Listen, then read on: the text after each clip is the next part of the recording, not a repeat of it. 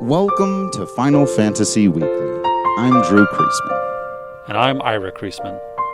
And on this episode, we continue our conversation on the music of Final Fantasy VI, composed by Nobuo Uematsu, with a particular focus on what I would argue is the greatest collection of character themes ever assembled.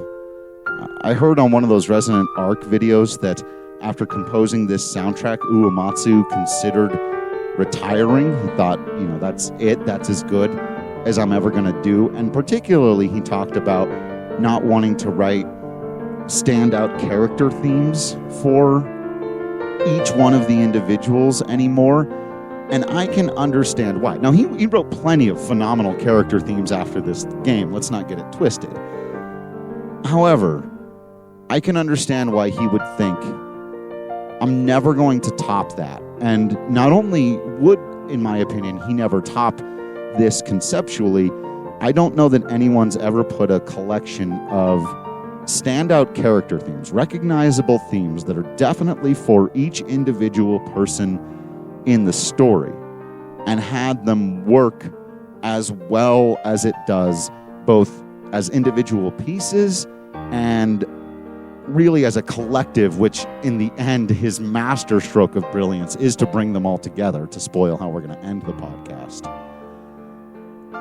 This is, I think I said before in one of the episodes, if Peter and the Wolf is an introductory level to understanding characterization through music, and Star Wars is a college graduate course, this is a doctorate. This is absolutely stunning what he was able to accomplish with. We'll see how. I'm loosely calling some of these character themes, certainly with the 14 main character themes plus the one for the main villain, but some other stuff that I think works to sell all the motifs overall. I also want to draw particular attention to the yin-yang nature of these themes. There are several characters who have their themes reinterpreted to show another side of that character and of their story, and some of those reinterpretations are just as impactful and memorable as the original pieces of music, and a lot of them are multi-purpose. They're used for that character, but they're also used to stand in for what that character symbolizes. We talked in the plot episodes about how Locke's theme is the adventure theme that also plays when you're jumping off the top of Figaro Castle. There's a lot of examples of that. There are a ton of tie-ins and payoffs to these character themes that it's almost difficult to keep track of them all. I won't be able to mention every single time. It's almost like Easter eggs for music. So let us begin where we have to, with where we come in with the piece of music you've heard the most often as we've gone throughout our conversation of this game, of arguably the greatest simple melody Uematsu has ever composed, and that is, of course, Terra's theme.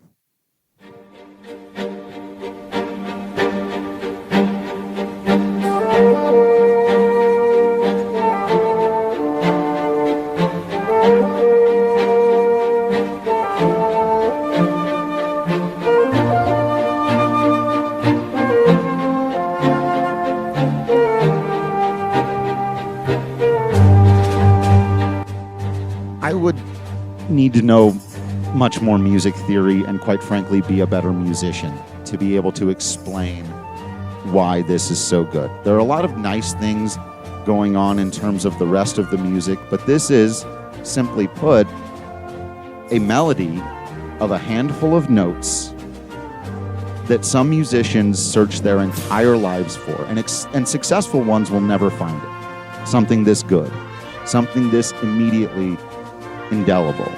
If anyone out there has ever played Final Fantasy music for people who aren't necessarily into Final Fantasy music, a lot of it can sort of bleed together, and I understand that. But even though this fits right into normal symphonic, there's nothing about the instrumentation that stands out from other stuff Uematsu has done. But people will recognize this one as being separate from the others. It's distinct, it's memorable, it stands out, and it's because it is a melody that is undeniable. For me, part of why I love this piece is, I think, the nostalgia of it. When we started playing Final Fantasy VI, I was 14 years old, 13, 14. And so every time I hear this piece, I get nostalgic for the game, for the story, and specifically for this character and what she goes through. You know, we all find these stories at different points in our lives, and some of them will mean more to us than others. I think at least as much because of when we find them.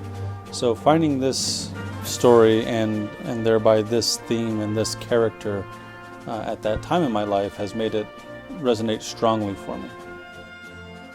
And I don't want to undercut that point at all, because I think it's an important one. And oftentimes people put a negative attachment to nostalgia, and we never mean a negative attachment to nostalgia.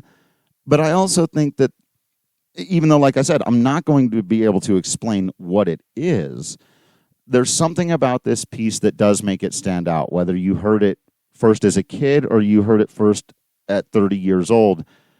And one of the reasons I think that the sort of proof is in the pudding about that, Uematsu knew he had something special because he reinterpreted this thing multiple times inside of this game, where you can, I think, fairly easily reach the conclusion that it is the main theme of Final Fantasy VI. And he found he could play with this melody, put it on the piano, put it on, more intense instruments, ramp up the tension, pull back. Even the B section it has, where it goes into more of a march and it's more uplifting versus the A sections that have that main melody I've been talking about that are contemplative. It's just such a diverse piece of music. It's been redone and remixed and remade as much as any single piece of music he's ever made, including, like I said, by himself.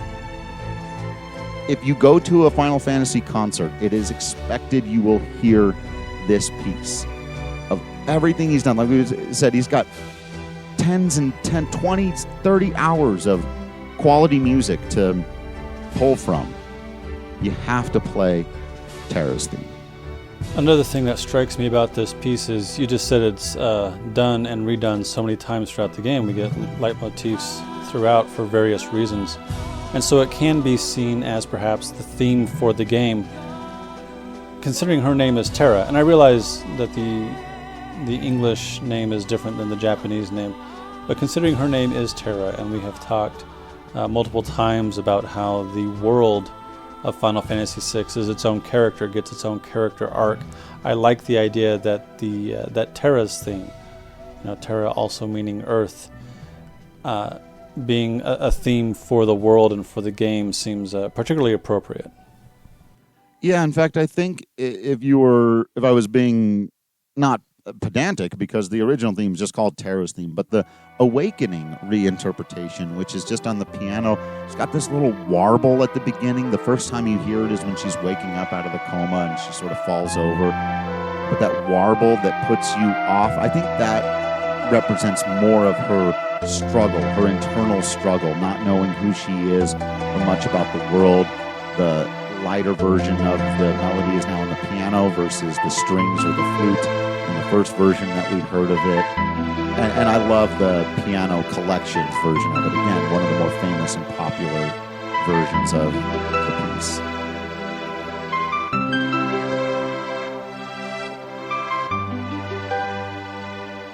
Then there are two other reinterpretation or leitmotifs of this that actually occur inside of other pieces of music, but I included them here because they do eventually contain this melody.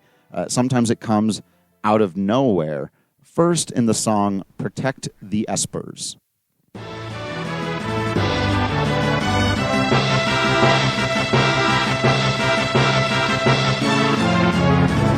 So we talked about in the last episode hurry up music, and for the first 30 or so seconds of this is just really good hurry up also battle. The first time you hear it's when you're protecting the Esper. That's where the name comes from, and it's that battle where you're protecting Tri-Toch. Really just kind of a good piece of ramp up your energy music.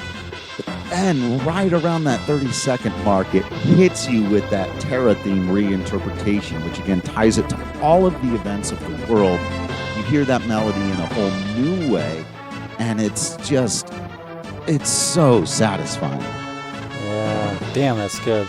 Yeah, that is a really cool move in that piece. And to tie to the title of the piece, if we're protecting the Espers, Terra is one of the Espers. Right, and this is just before we learn that. So in that way, it's like a musical foreshadowing of the story that we're uncovering here. So smart. And then as we were just discussing, shortly thereafter, Terra metamorphs. Is that the verb of to have a metamorphosis? Sure. Into metamorphizes. Right. Into her Esper form, and we get a piece of music called Metamorphosis that also plays at other times throughout the story, this being the most prominent. And it's this crazy, chaotic symphony of destruction that is the most intense interpretation. This is, if we've kind of heard contemplative Terra, and then we've heard sad Terra, and then we've heard adventurous, protect the Espers, battle Terra, this is losing complete control, Terra. There's something to be said here for losing control. Like we've talked about the Espers in this world, there's something about this world that makes them lose control. So we will hear this music again when the Espers come through the sealed gate, right? And they have lost control. Right. I also think as you're fighting to not let Kefka destroy the tower or the statues. Okay. At some point during that sequence of events, this also plays. Yeah. So it definitely has that feel of it's going to happen whether we want it to or not, and it's probably not going to be a good thing. And so to hear Terra's theme in there again is particularly interesting because she is somebody. One of my favorite things is when characters can understand themselves and come to accept themselves. And I think I talked about this already, but spoiler for the latest Avengers movie, Dr. Bruce Banner being able to be in his Hulk form but have his Bruce Banner awareness is so super cool. And so Terra being able to understand herself and control her powers is great. But at the same time, sometimes you do just lose control. And so this piece is a really cool way of exemplifying that. All right, let's cool down a little bit after all of those amazing interpretations of that melody and everywhere he was able to take that. And before we get into the next main character, I'm going to categorize them all, not that Terra isn't, but as the returners. And I think this counts, I don't know, maybe you'll disagree with me, but as a piece of character music, maybe for the red shirts of the returners, the less prominent members, the foot soldiers in this battle against Kefka, which, as you mentioned in our last piece, when we got to the end there, that they're a part of this too. So when you said we were going to split this into 2 episodes and one of the episodes would be character themes, I did not think of this piece. I'm not sure I think of it as a character theme, but it's the theme of a group of characters, which is, splitting hairs. I dig this piece. I think I've said before that it sort of puts me in mind of the sort of Axis Allies spy ring thing going on. Like, this is the sort of ragtag group of. This is not the group that's at the main HQ, right? This is the group that's got to make do with what it can, and it's hiding in caves, and it's working with ham radios.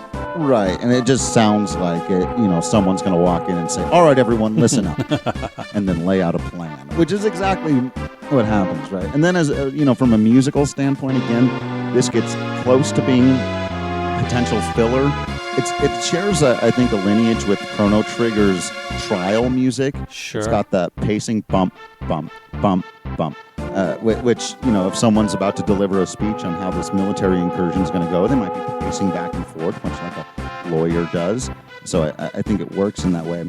But it could very easily just stick in that structure, but the way it loops, the strings do something the second time around through, which you'll hear, that's just brings it into another area that allows it to exist in a space of a bit more tension before it loops again. And it's a way of making a piece of music that might otherwise fade into the background unique, and one that you don't skip as you're listening through.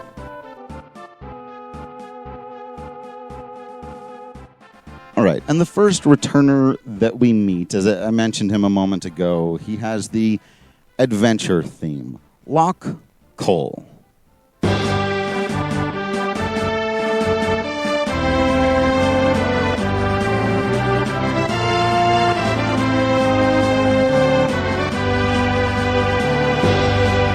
One of the things I've always found just randomly peculiar about this piece is that first bit of melody shares a similar note structure to "O Come All Ye Faithful."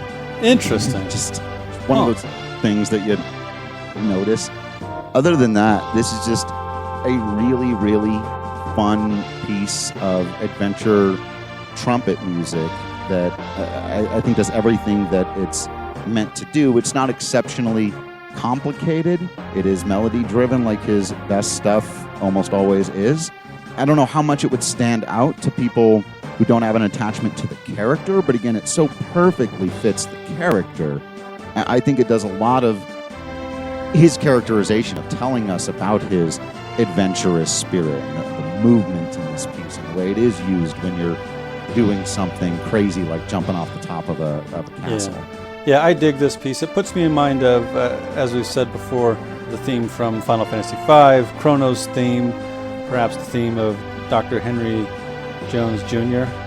That having that hero theme, that driving forward theme, that we're going to do something really cool here in a moment theme is important, and I think this one does it well. It's B section. So our A section is the part that, as I mentioned, kind of sounds like "O Come All Ye Faithful." The B section is this great falling down line that's very, moving forward and bombastic, and it's ba da da da da da da.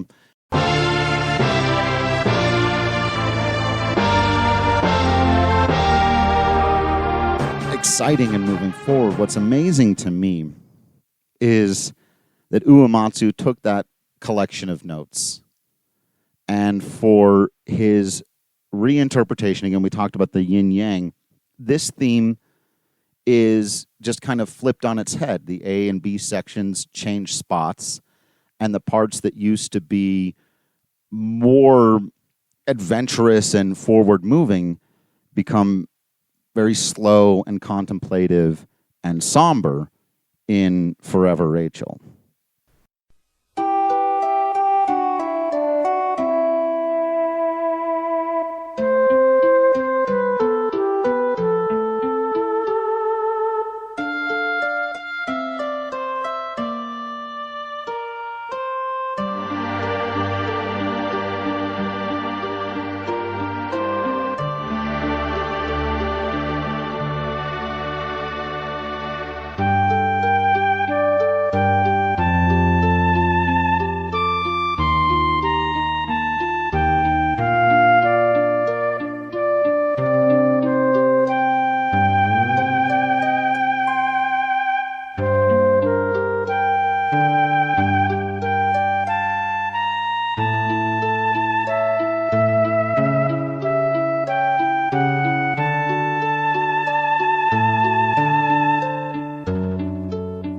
We're about to talk about a theme that is for two characters, and so I have to ask, do you think that this is Locke's theme, or is this Rachel's theme at this point? Or can the two be...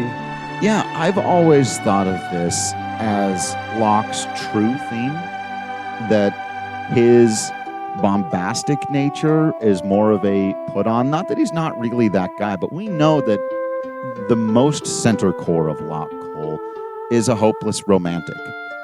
And, this sadness is what he carries with him everywhere. But as we were doing this for the podcast, both the story and now going through the soundtrack, my interpretation of it now is that this is Rachel's theme.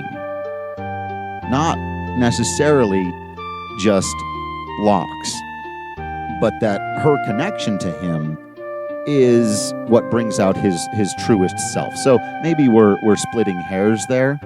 Maybe it's both of their themes, like you said, the next one we're going to talk about. But for me, it's kind of been that Edgar and Sabin, who also get a sadder version of their theme, or Setzer, who gets a sadder version of his theme, that those were like the other side of the coin. This other part of them. It's their dark past, this other thing that is part of them, but not maybe all of them, that they're really more their original theme. Where for Locke, I always felt like his true self is closer to the Forever Rachel music. Which is, by the way, another one that's interpreted a lot and redone and remastered and rearranged because it's so beautiful. As we just mentioned, Edgar and Sabin share a theme. It is a fanfare. It is castle music. It also, we mentioned, for Locke, he's got the adventure music. For Edgar and Sabin, their theme is also the music for Figaro Castle. So it's also for a place. They do share one, which I think is a really interesting choice. You could very easily have decided that Sabin would get a less regal, fanfare, castle-y theme. He could have had Mount Colts as his theme. But he didn't. Sure. I think this is a really great piece that does tie the two of them together. Another memorable one. How much does it stand out? Hard to tell. But again, I think when it goes into the reinterpretation, the coin of fate that tells the story of the time they had to flip the coin to decide who would get the kingdom in the aftermath of their father's death, probably poisoning by the Empire. Maybe even that you could argue is more Sabin's theme because he interpreted, or rather, he experienced those emotions a bit more raw than Edgar did. He allowed himself to cry where Edgar did not.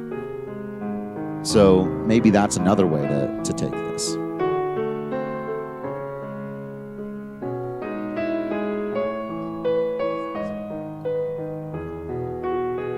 There's also a YouTube channel I think I've mentioned before called 8-Bit Music Theory, where he breaks down how to create variations on a theme in a masterful way, and he uses Edgar and Sabin's theme. First, he uses Tara's theme, because of course he does. But I really like the way he talks about Edgar and Sabin's theme and how Coin of Fate uses it and then extrapolates on it to get to a climactic note in the second final section of the piece that you will hear. And it's really well done. Go check that out for actual music theory interpretation of it. Beyond that, all we can say is that this is, again, really pretty.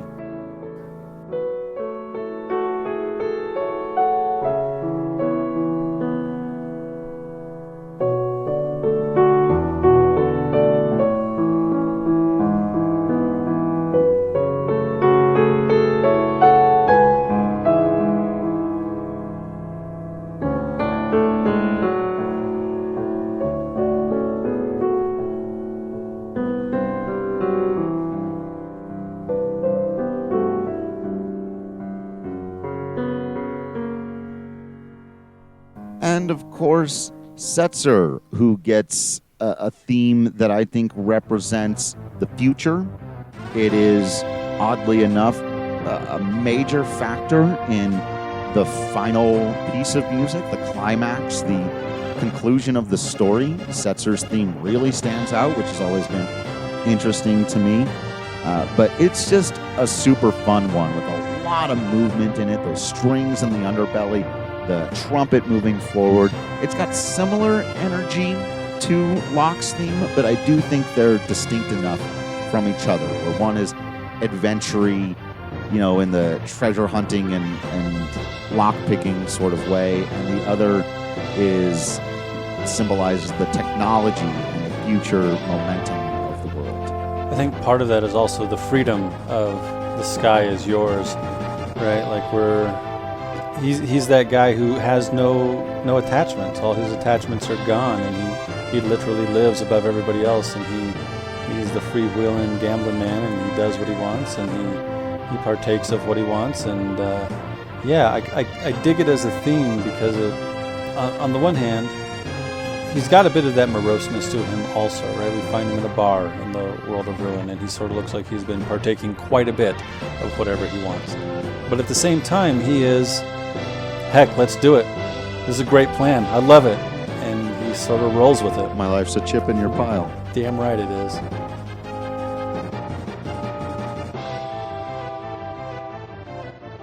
That's why I think ultimately his theme is his true theme. And now that we've talked about Forever Rachel, I think you could argue that Epitaph is Daryl's theme.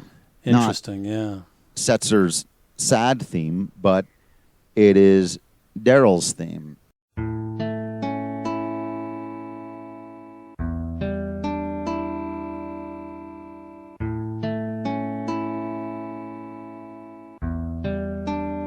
And again, it's so amazing how we can take almost the exact same set of notes, but put them on a different instrument, slow it down, have different instrumentation behind it that adds a layer of sadness or whatever, and then do a couple of things to the melody to just make it go from this very uplifting thing to something that brings tears to your eyes.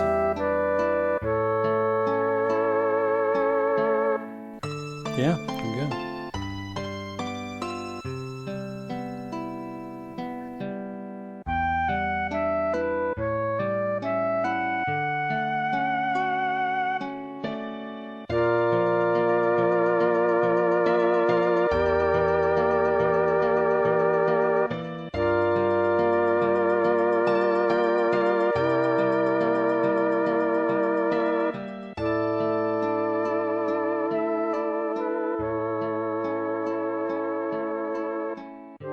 Now, the next set of characters only get their one theme. Well, until the end, and we'll get to that. But it's not like Uematsu-san was skimping here. Let's start with, again, a personal favorite. I think that's the first time I've said the word favorite, maybe. this particular episode. Yeah.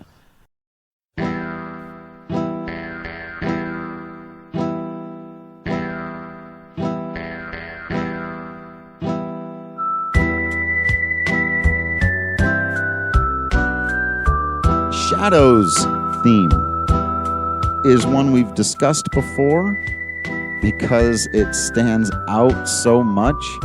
It's unusual compared to everything else Uematsu has done. Sounds like Western cowboy music.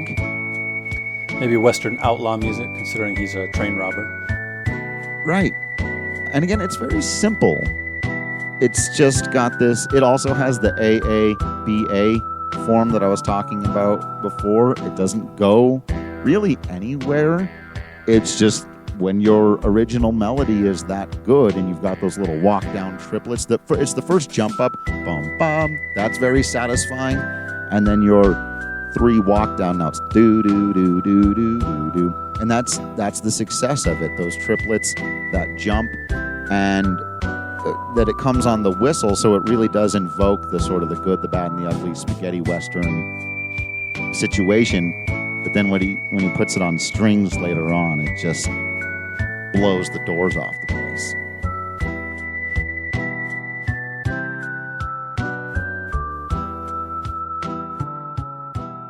Cyan's theme is, again, a bit different, and I think a personal favorite of both of ours. One of the things that I really like that it does, we've talked about how Cyan kind of sits at the center of Eastern and Western ideas of knights and samurai, and I feel like this piece of music sells that to the 1000th degree. It begins us with Japanese sounding flutes and having sort of an Eastern melodic structure. And then it gets into its B section, and it's these sweeping orchestral European strings. And it's just, yep, there it is. You don't have to overthink it sometimes.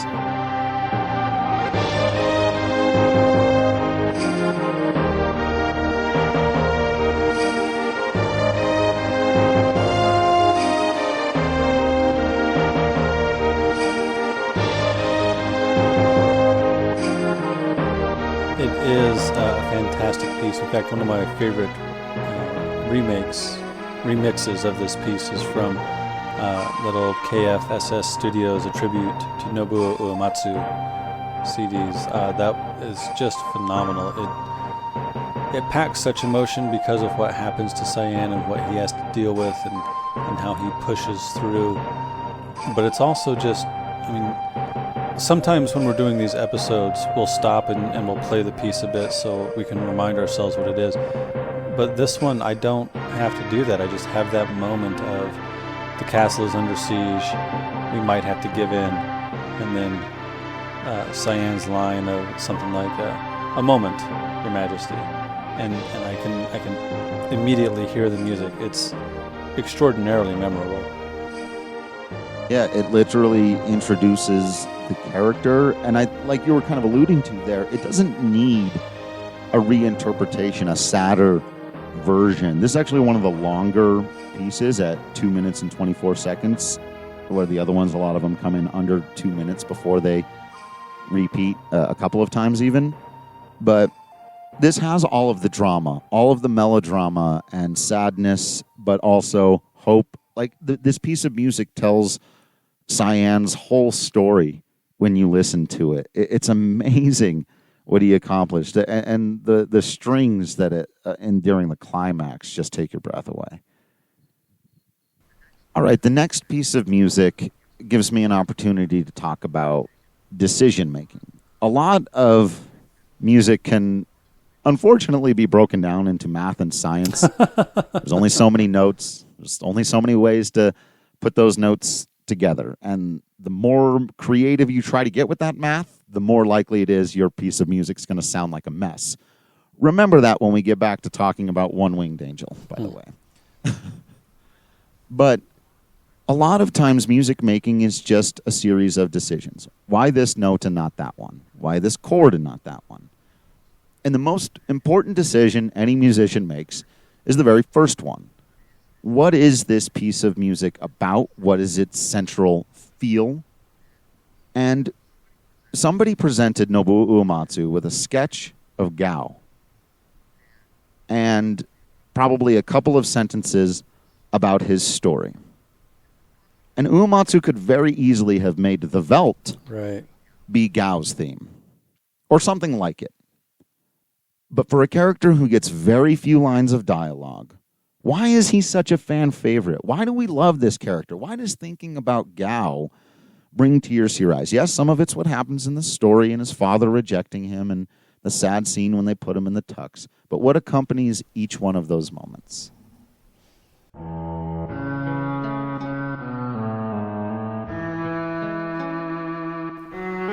This gorgeous piece of cello music that you could think was for the most sophisticated of characters. Uematsu is musically telling us something about wisdom and what we value and how we think about people who maybe don't have all the societal customs down, but that's not who Uematsu sees when he looks at a sketch of this green-haired kid wearing animal skins.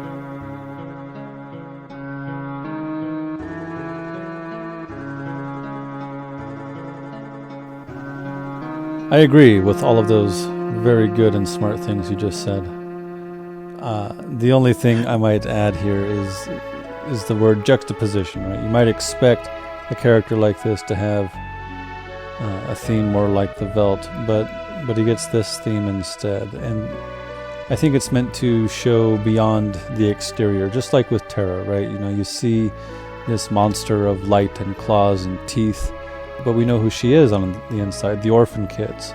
They can see that this Esper monster really is Terra. Well, with Gao, Nobuo Uematsu sees this gentle, kind, cello-filled soul, and so that's why this theme so strongly exemplifies the character, right? Like, he meets these guys who are trying to do a thing, and they've lost so much, and he doesn't have anybody, and so they take him in, but also he takes them in, right? His kindness is, you're my friends now, and I'm going to help you.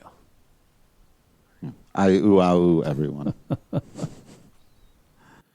So the next character theme on the list is Celeste's theme. And despite the fact that it's exceptionally gorgeous and probably, again, one of Uematsu's more famous melodies, one that's been reinterpreted and redone over and over and over again, it is the melody of the opera, which we dedicated an entire episode to. And I've mentioned before, but it's just really interesting that this is her main theme. The general, the Magitech general of the Empire, gets this very light. Now we get into the weird ones. Let's begin with one I purposefully skipped in our conversation of Final Fantasy V because it does exist in that game first, so that's worth mentioning. But it's also kind of been just now the Moogle theme in general, but it is in this game Mog's theme. And it is this fascinating collection of big, deep sounds and light, fluffy sounds, which is just the perfect way to sell this character. Yeah, I like that it's almost comedic in its nature. Like, here's the cute teddy bear characters, and look at him. He's holding a giant spear and knows the magic of the earth. And yeah, I dig all that. It could almost be said to be incongruous, like some of these other pieces. You know, throughout we've got this idea of bad things have happened and bad things are coming, and this is all very serious. But every once in a while, there's a little lightheartedness, and I think that's important. Totally agree. And oddly enough, this has become a bit of a fan favorite. Again, I've heard it at live performances. It's not one of my ultimate favorites, but it always brings a smile to my face. And I love hearing the just random instruments that get to play the fun, quirky melody, because it is quirky. So you might hear it on an oboe or a bassoon or, you know, just on the xylophone. And it's just cute. Can I use that word? I think I'm using that word properly. I think cute works here, yeah. Not so cute, but also kind of adorable. Certainly abominable.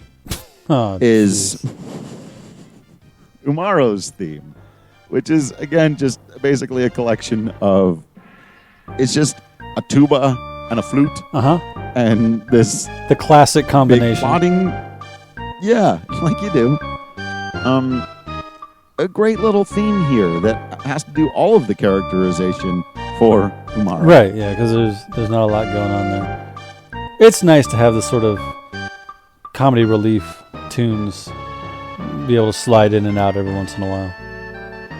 Yeah, I would say if I had to, pick one of the lower, someone says, "Hey man, critique something." Like, I would say, okay, Umaro's theme is not the most interesting piece of music on it, but it's not one I skip. Like, if I'm going through the soundtrack, it comes on. It's nice enough and pleasant to listen to. It's relatively short, too. You just it doesn't overstay just sort of its welcome. does its thing. And, yeah, it gets out of the way. There's a skill to that also, to know when. You ever seen one of those SNL movies? Like, it was a good bit. We didn't need 2 hours.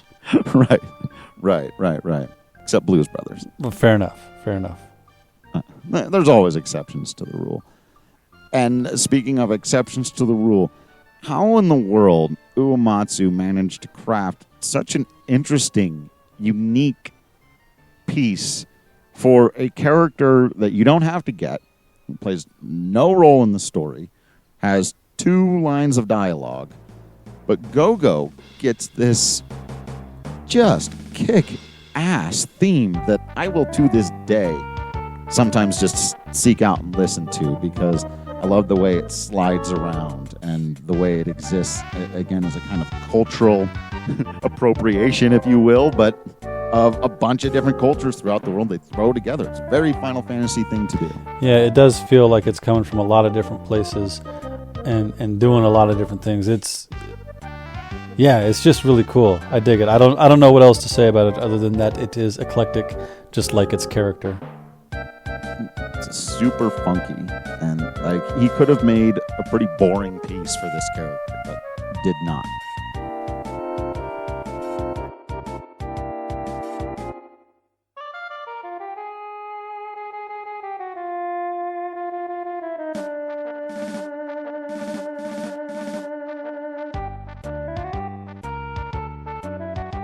All right, let's return to an idea I introduced last episode, and that is underrated. Some of Uematsu's most underrated pieces of music. I have always liked this next character's theme, but again, it wasn't until I really was listening super closely for conversation on this podcast that I recognized that Strago's theme is one of the more interesting pieces of Super Nintendo or earlier music that Uematsu ever made. Huh. Interesting. I would not have said that. Why do you say that? First of all, the way he structures the percussion in this is just fascinating to me. There's nothing traditional about it, but it's very important to the piece. He's basically got a wood block, a triangle, a hi-hat, and a bass thump. And he puts them in this really strange order to create a rhythm that just puts you into another space. It's difficult to explain, as a lot of really great music is, but the melody over the top of it is fun and cool and interesting and proper for the character and magic and mystery and all of that stuff. But when I really hone in on the rhythms and percussion of it, it brings this huge smile to my face. It's so clever. I don't think very many people would even think to put a piece of music together this way. Not that it's, again, overly complicated or challenging in its conception. It's just unusual. It's got this groovy, weird, like reggae organ underneath it too. It's just coming from so many directions, again, like Go-Go's theme, but I feel like with a little bit more purpose because the character has a little bit more purpose. And I think this could also be reinterpreted more than it has been. That's why I put it in the underrated category. You don't see a lot of remixes or rearrangements of this theme. And it's just clever and interesting. And yeah, there's not much else like it. I wonder, because the first time you started talking about it just now, my brain immediately went to the quirky old man music that you hear when you're around Gao's father and a couple other times, I think. And this is kind of a quirky old man music, but it's different in a way. I don't know, do you think these two pieces are related? Absolutely. In fact, I was going to mention that. I was going to do that piece a little bit later, but let's hear it now for a minute. And I'll just play it in the background as we're talking because it's the closest I can think of to filler on the soundtrack. In fact, this is probably filler music, the quirky. But like you mentioned, though, why did I not just leave it off the list like I did with the Victory Fanfare or whatever? Because it sticks out. You remember it if you played this game. It's funky and weird, and it's got that little sound sample of I don't even know what, like a weird person going. Warp, warp, it's almost like a bike horn. Yeah. And then there's the wood block, and I think that's what's drawing these two pieces together in your mind, and it's what connects them. To me, the wood block is a primary piece, and the triangle of the rhythms. So yeah, that was kind of how he was creating quirky old man stuff, but then he has one much more serious interpretation of it. Again, there's a sort of yin-yang nature to these two pieces. And the final main character piece is one we've discussed before and may even do again just because it's, again, a personal favorite of both of ours. It's so beautiful. We're drawn to these.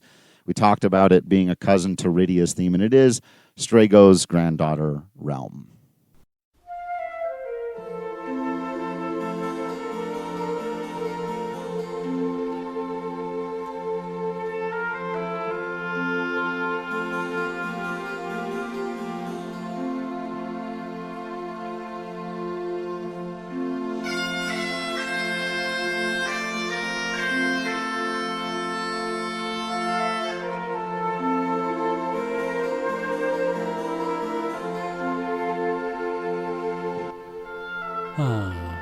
Such a pretty piece.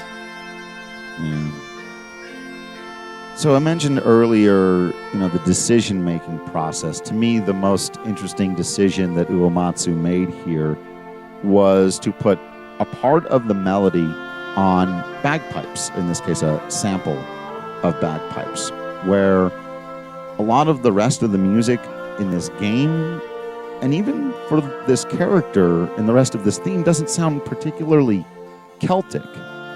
But almost out of nowhere, this loud bagpipe just blares out from atop the mountains and kind of smacks you in the face. It's refreshing and doesn't sound like anything else in this world. She doesn't look like anyone else in this world. And other than, we talked about it sharing some lineage with Rydia's theme and some of the other lighter, more beautiful character themes, I think what sets it apart for me is those bagpipes. Yeah, I don't know what to make of that. I love this piece. I like how it feels like a cousin to Rydia, or maybe even Palamamporum's themes from Final Fantasy IV. And maybe that's because it does have that Celtic influence that Final Fantasy IV had so strongly throughout it.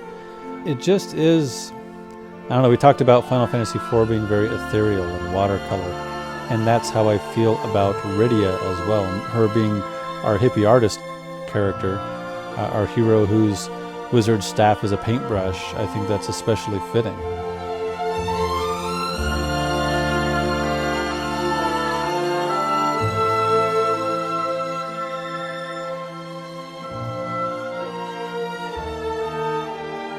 Yeah, in a world of dark and gritty characters who have these themes that also need to have reinterpretations because somebody died, Right. It's nice to have this piece that's just pleasant.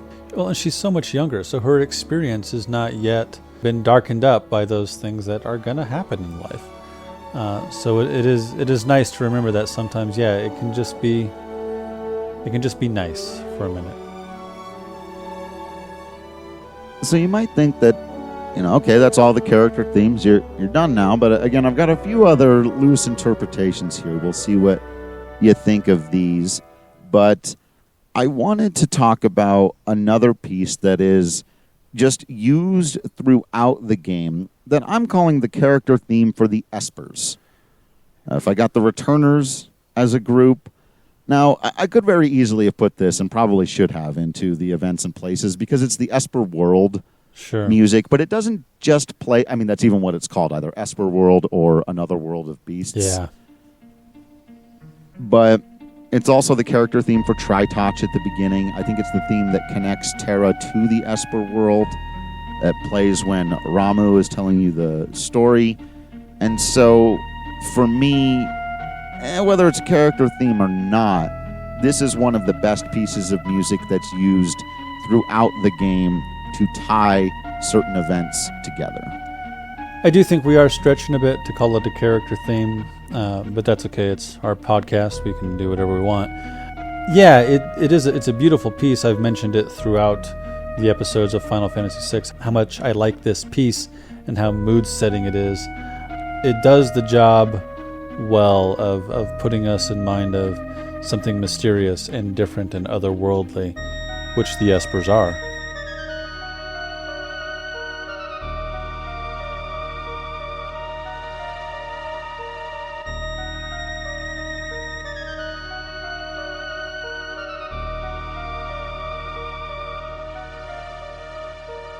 Yeah, and part of it was just I wanted the number of tracks to be close to even, but another part of it may have been my listening to, and you can find this on YouTube, it's called Final Fantasy VI, Born with the Gift of Magic, which is, of course, a line from Terra's character description.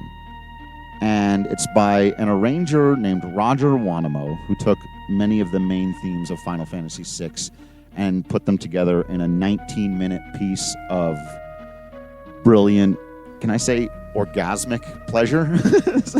Should I tune it down? That's up to you, man. But in that, two of the pieces he keeps coming back to weave everything together are, of course, Terra's theme and the Esper world. And when he plays the two of them on top of each other, I feel like that really sells this connection that the two have. And so every time I hear this piece, I also think of Terra and her connection to the world, and Meduin and Ramu and Tritoch and Madeline or Madonna, depending on your interpretation. And yeah, it's just got that sort of screaming over the top line. It almost sounds like it could be a siren for the end of the world, too. God, this is a good piece of music. Then, in the same vein of the Returners, I decided that the Empire is kind of a character in and of itself. And I actually think there might be a better argument to be made here that Troops March On and the Gestalt Empire, which are, like our character themes, reinterpretations of each other. You know, maybe it's the main character theme even for Emperor Gestalt, even though it's not called Gestalt's theme. Well, either way, Darth Vader's theme is called the Imperial March, so sure. That's a good point. And Troops March On lives in that vein. It's, in fact, you could play this piece. You could swap them. You could have the Imperial March in Final Fantasy VI, and you could put Troops March On into every scene where the Imperial March plays in Star Wars, and this would be probably as famous as that piece is. It's just such a good melody, and it's so foreboding, and it's so intense. So yeah, it's just got the fanfare trumpets and the military march, and that kind of bravado. It's really interesting to me when it gets into the B section. The strings sound more sort of Russian fascism to me, where the trumpet is more European-style fascism, but it's just like the Imperial March. It's fascism embodied in a piece of music.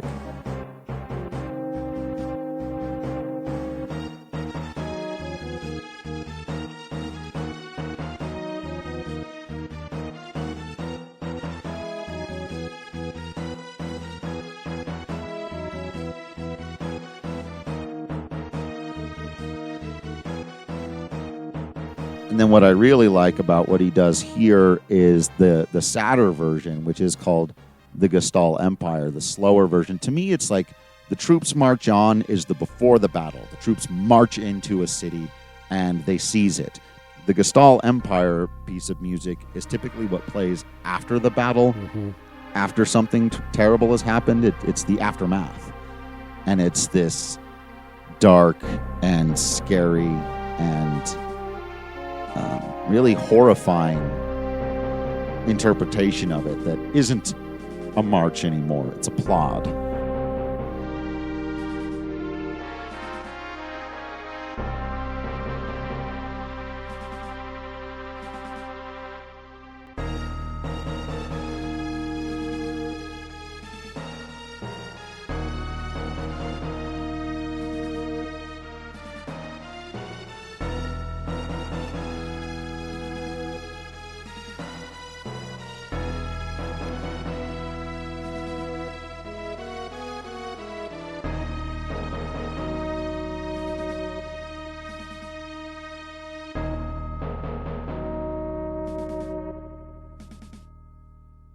And of course, no Uematsu soundtrack would be complete without a character theme for the main villain, and this may well be his best.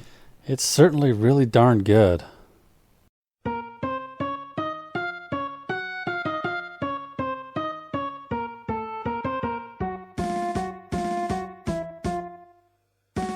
It's intimidating.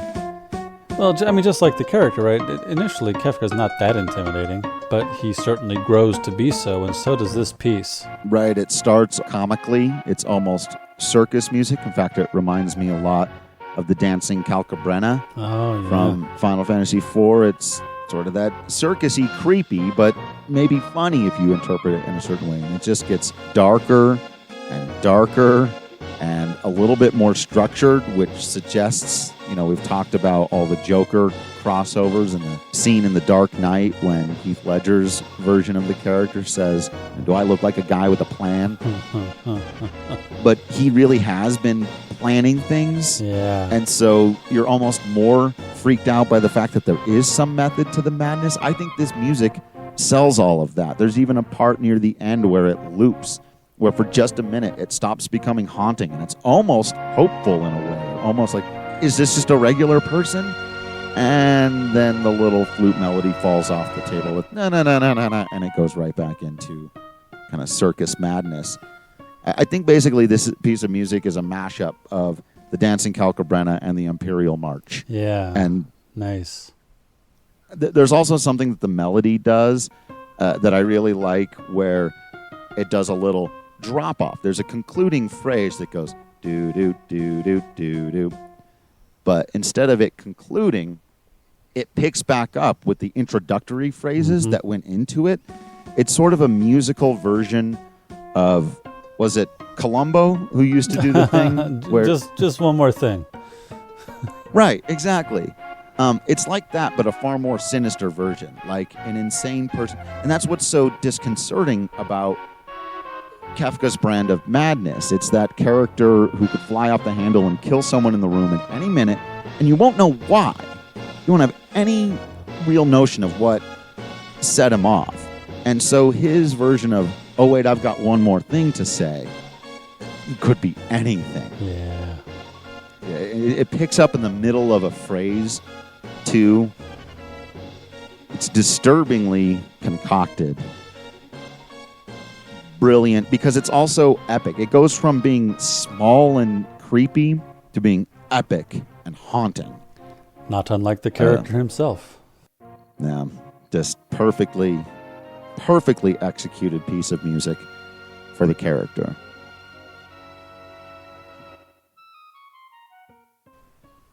And then, after all of this, after all of the events and places that we talked about in the previous episode, and this wonderful collection of character themes, Uematsu just lets it all go. He swings for the fences. He gives you something that you didn't know you needed. Enjoy the first couple of character themes that we hear and are, reintroduced to here. I want to focus in around just after the 6-minute mark, when I think we get our first moment here of not just, hey, a satisfying way of putting these themes back to back, but in keys we haven't heard before and in a concluding fashion to resolve her entire story and all of the pieces of music that had come before it. Just like you said, this little bit of Terra's theme is nowhere near as powerful if you haven't heard all of the other leitmotifs of it that came before. Then the final little bit that I want to mention here, and really we could spend a lot more time on this piece and go over each different character's reinterpretation, but right after that, it gives us Realm's theme. Actually, Locke and Celeste and Realm and Shadow is... we talk about these musical pieces underscoring who the characters are. Well, their ties to each other, their found family, is one of the main thematic thrusts. Yeah, absolutely. And, again, another element of that is the way, as I talked about before, we sort of go out here on Setzer's theme, which takes us out through the end of the game. For the most part, there are a few other things. He does throw one more little Terra melody at us. He just couldn't help himself. He's like, look, it's so good. As it turns into the credits. So I'll sort of let that play out behind us as we discuss the big question. Is this Uematsu's best work? And beyond that, what else would I need to say or do to be able to convince people that this is the greatest soundtrack of all time? Sure. You and everybody else who has in any way consistently listened to this podcast knows that I'm not really about differences in degree. I'm more about differences in kind, right? Is it his best work? Maybe. I don't know. It certainly is incredible work, though. I'm not sure how I would measure best, but the whole thing is incredible. Like I keep saying, the piece does the job. It does the job of making you feel the way the story wants you to feel. It does the job of making the characters feel the way the characters are.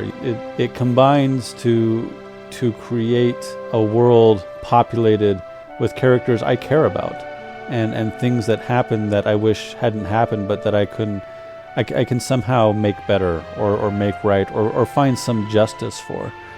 It really is one of the things I am willing to listen to front to back, even with the quirky old man music, or the stuff I don't think about as much, like you talked about the Serpent's Trench piece is good, or even the background stuff, the filler stuff, the hurry up stuff.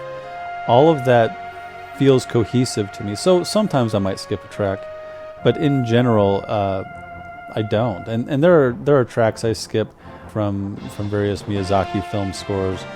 I'm sorry, I should say Hisashi, as he's the one who composed those pieces. There are James Horner, Hans Zimmer, John Williams, all these people. Sometimes I'll be listening to a movie soundtrack and like, not this one today. But with Final Fantasy VI, it's almost never not this one today.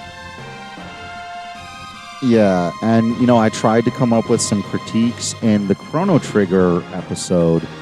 I talked about it being one of the greatest soundtracks, but I was able to come up with a few critiques of the battle music, and also that I didn't think it had any standout, exceptional, epic pieces, which is debatable, to be sure, but you can't make any of those arguments here. It's got Dancing Mad, and oh yeah, remember, we did the opera a while ago. We left out the opera for the purposes of this soundtrack conversation, so include that when you're thinking about the greatest of all time. But I came up with one. Of course you did. And really, I think there could be a strong argument to be made here, but the only thing that holds this soundtrack back is its original sound version. The chiptune technology, the MIDIs, some of them have not aged as well as others. I think you could even make the argument that maybe half of the songs we've talked about are better in not their original version because they've now been played on full symphonies and using real instruments. Some of them you don't need that for, and I brought up some of the ones I thought that was true of. But for someone who's not used to chiptunes and MIDI sounds, it's the one thing that does hold this soundtrack back. And another way to put that is listenability. So let me bring up another soundtrack from the franchise. I think, argue that Final Fantasy VIII, especially in its original version, has a more listenable soundtrack, especially for the average listener. It doesn't require you to know as much about the game either. Now, we were both talking about that as an advantage for Final Fantasy VI, but I do think 6 is one of the soundtracks that works less well if you're not familiar with the world and the story and the characters, whereas I don't think you need to know anything about Final Fantasy VIII to be blown away by Libera Fatale, for example. That's fair. Or anything about Final Fantasy VII to be blown away by One Winged Angel. Any person could sit down, listen to those pieces of music. Damn. Where this, I feel like, requires more context. But as I began an episode ago, if the point of a soundtrack is to be a supportive material for the story, is to sell parts of the themes and the characters, and that, I don't know that there's any soundtrack I've ever seen that does a better job of it than this one. Somebody once said to me, you could put on any piece of music from Final Fantasy VI, and I'd know where you were in the story or who it was about, and I would have an immediate visceral reaction to it. That's of 53 different pieces of music. I mean, damn. Yeah. Now, having said that, I'd like to blow your mind. I love it when you do that. I do believe this is Uematsu's greatest work, if forced to pick one. And I do believe that it is the greatest soundtrack of all time, again, if forced to pick one. Uematsu has at this point established himself as the greatest composer in video games, where I feel like before this it was maybe a toss-up between him and Koji Kondo, and Kondo might have even had the edge. So despite, if you want to compare it to sports, this is like Uematsu's greatest individual season. He won the championship, he won MVP, and he would never put up numbers like this again. However, his greatest individual accomplishments and the greatest overall body of work is yet to come. I think that the next 4 soundtracks we're going to talk about, 7, 8, 9, and 10, there's more good music in there than we've already discussed combined in 1 through 6. How is it possible this man is this good? That's it for this episode. Thanks for listening, and thanks to everyone who's reached out to us. Feel free to let us know what we missed, got wrong, or should have mentioned. You can follow us on Facebook and Twitter at FFWeeklyPod, or you can email us at FinalFantasyWeekly@gmail.com. We are also on Patreon. While the podcast is free to listen to on archive.org or on Patreon, you can download it to your regular podcast services for as little as $1 a month. Join us next time when we wrap up our conversation on Final Fantasy VI.